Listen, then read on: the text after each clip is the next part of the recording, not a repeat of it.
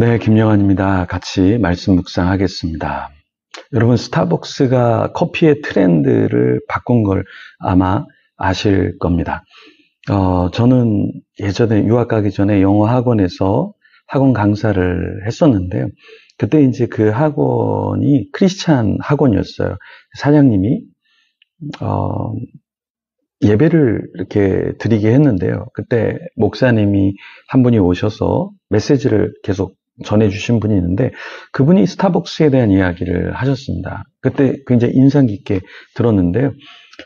그분이 이야기한 건 스타벅스가 문화의 트렌드를 바꾼 거는 일반적으로 스타벅스 이전에는 커피숍에서 커피를 팔고 사람들이 빨리 회전이 돼서 이제 커피숍이 돈을 버는 구조였는데 스타벅스는 굉장히 편하게 앉아있게 하면서 집처럼 머물게 하는 그런 문화의 트렌드를 만들었다. 이런 이야기를 했습니다. 그 이야기가 굉장히 인상 깊게 들렸고, 정말 스타벅스를 나중에 가보니까 다른 커피숍하고 좀 달리 오랫동안 앉아 있어도 쫓아내는 분위기가 아니라 또 공부할 수 있도록 이렇게, 마련해 놓은 것을 보고, 이거 좀 신선하다, 이런 느낌을 좀 받았습니다.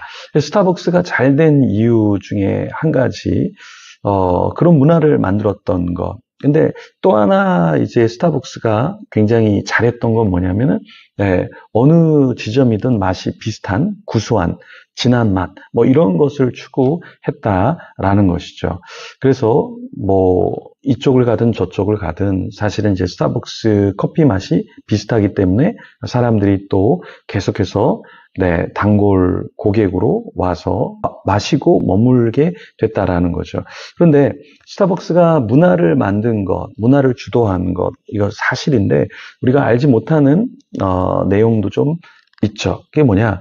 이 스타벅스라는 이 이름이 어디서 왔을까라고 했을 때 스타벅스는 헐먼 멜빌이라고 하는 모비딕이 쓴 소설에 등장하는 커피를 좋아하는 스타벅이라는 항해사의 이름에서 착안한 것이죠. 스타벅스 간판에 보면은 이제 여자가 한 명 있는데 이 여자가 누굽니까? 세이렌이라고 하는 여자죠. 이 여자는 신화에 나오는 여자인데 배가 지나가면 그 배 사람들에게 노래를 불러서 홀려서 배가 침몰하게 만들었던 그런 요정이죠. 네. 일본 만화에 세이렌이라고 하는 만화가 있는데 그 만화 여주인공이 어떤 인물이냐면 쯔메키 히카리인데 여학생 중에서 미모가 있고 괜찮은 여학생인데요. 이 여학생이 반에서 1등을 놓친 카미타 쇼이치라는 남학생에게 공격을 합니다. 조롱하고 망신을 주는 내용이 그 만화에 담겨져 있는데 그 내용을 담은 게 세이렌이라고 하는 만화죠. 세이렌 이 여자는 사실은 긍정적인 인물은 아니죠. 근데 스타벅스가 이런 여자 세이렌의 그 모습을 한 그 여인을 이렇게 사용을 하고 있습니다. 그런데 이 스타벅스는 어떤 문화를 또 주도하냐면 사실은 낙태를 찬성하고 또 동성애를 지지하고 있죠. 그래서 재정의 일부를 그런 쪽에 지원을 하고 있습니다. 그래서 우리는 크리스찬으로서 무엇을 생각해야 되냐면 고린도전서 10장 31절을 잊어서는 안 되죠. 그런즉 너희가 먹든지 마시든지 무엇을 하든지 다 하나님의 영광을 위하여 하라. 그래서 우리가 되도록이면 저는 스타벅스를 잘 가려고 하지는 않습니다. 서울에 워낙 많이 있기 때문에 스타벅스에서 만남을 갖긴 하지만 될 수 있으면 다른 커피숍이 있으면 저는 스타벅스보다는 다른 커피숍을 가려고 합니다. 네. 스타벅스의 CEO 슐츠는 자신이 이런 동성애를 지지하고 또 크리스마스를 크리스마스가 아니라 할러데이 이렇게 바꾸면서 문화를 만들 때 사람들이 조금 수익도 좀 떨어지고 하니까 반대를 했지만 거기에 연연하지 않고 자기 행보를 계속해서 했죠.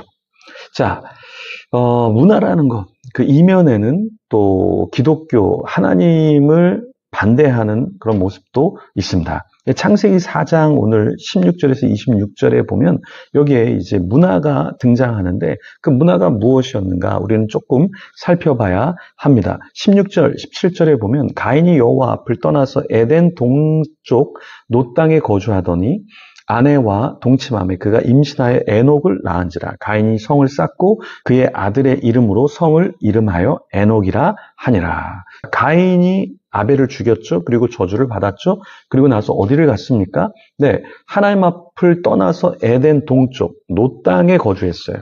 가인은 에녹을 낳은 뒤에 어떻게 살았죠? 네, 가인은 성을 쌓아서 살았습니다. 그 성 이름을 아들의 이름을 따서 에녹이라고 이렇게 불렀는데요. 사실은 이 가인이 쌓은 성, 이것은 굉장히 아름다운 문화를 갖고 있던 것이 아니라 타락한 문화를 갖고 있었죠. 그래서 하나님께서는 인간을 보시면서 무엇을 생각하셨습니까? 네, 심판을 생각하실 수밖에 없었던 것이죠. 에녹성에서 어떤 사람들이 태어났는가? 그것을 보면 우리가 정말 이렇게 가인이 만들었던 성, 그 성 안의 문화가 어떤 것인지 조금은 알 수가 있습니다. 18절부터 22절에 가인 자손들이 나타나는데요. 어떤 사람들이 있었습니까? 18절에 에녹이 이랏을 낳고 이랏은 무야엘을 낳고 무야엘은 무드사엘을 낳고 무드사엘은 라멕을 낳았더라. 자, 여기 라멕이 어떤 사람이었죠? 19절에 보면 두 아내를 맞이해서 하나의 이름은 아다, 다른 한 명의 이름은 실라였어요. 그런데 이 20절에 아다는 야발을, 그리고 장막에 거주하면서 가축을 치는 자의 조상이 되었고요. 아우의 이름은 유발인데요. 21절에 보면 수금과 퉁소를 잡는 모든 자의 조상, 그러니까 음악을 하는 사람의 조상이 됐던 거죠. 그리고 나서 이제 22절에 신라는 두발가인을 낳았고요. 그리고 나서 이 두발가인이 뭘 합니까? 구리와 쇠로 여러 가지 기구를 만들어요. 그래서 이제 문화를 꽃피우게 되는 거죠. 그런데 라멕이 아내 아다와 실라를 취했잖아요. 그러면서 그 자손들이 계속해서 뭐를 했습니까? 네, 문화를 만들어 갔죠. 근데 이 문화를 하나님께서 보시면서 어떤 생각을 하셨을까요? 그 성 안에 정말 예배의 문화가 아니라 엄청난 죄악과 살인의 혈기가 흘렀죠. 그래서 창세기 4장 23절에 보면 라멕이 아내들에게 이르되 아다와 실라여 내 목소리를 들으라. 라멕의 아내들이여 내 말을 들으라. 나의 상처로 말미암아 내가 사람을 죽였고 나의 상함으로 말미암아 소년을 죽였도다. 자, 이 엄청나게 무서운 말을 지금 하고 있습니다. 라멕이 아내들에게 뭐라 그래요? 예, 자기가요 상처가 있는데 그 상처로 사람을 죽이고요.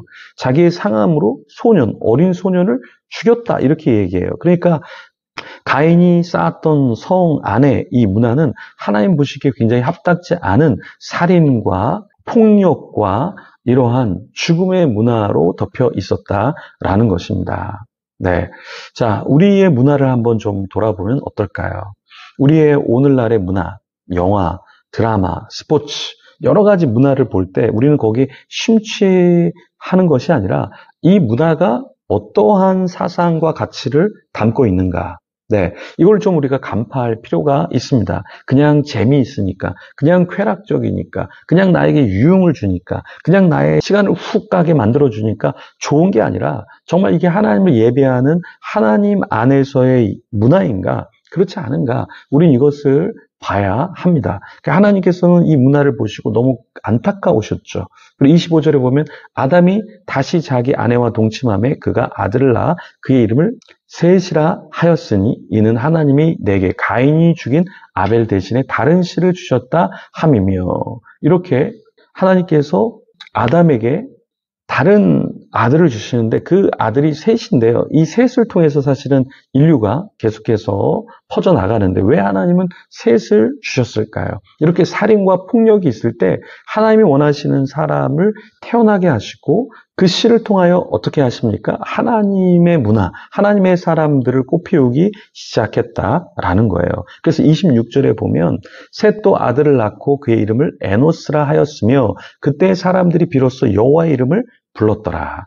자, 셋을 통해서 어떤 문화가 펼쳐져요? 하나님의 이름을 부르는 문화가 펼쳐지게 되었습니다. 그래서 우리도 그냥 세속적인 문화를 펼치는 것이 아니라 하나님이 원하시는 문화를 꽃피우고 그 문화 속에서 하나님을 부르고 찾는 자들이 더 많아지도록 노력해야겠죠. 그래서 오늘도 우리가 많은 사람들을 만나고 또 문화 속에 살지만 하나님의 문화를 꽃피우는 저와 여러분이 되기를 소망합니다. 이 시간에 그러한 자가 되도록, 그런 가정이 되도록, 그런 교회가 되도록 우리 같이 기도하며 하나님 앞에 나아가겠습니다.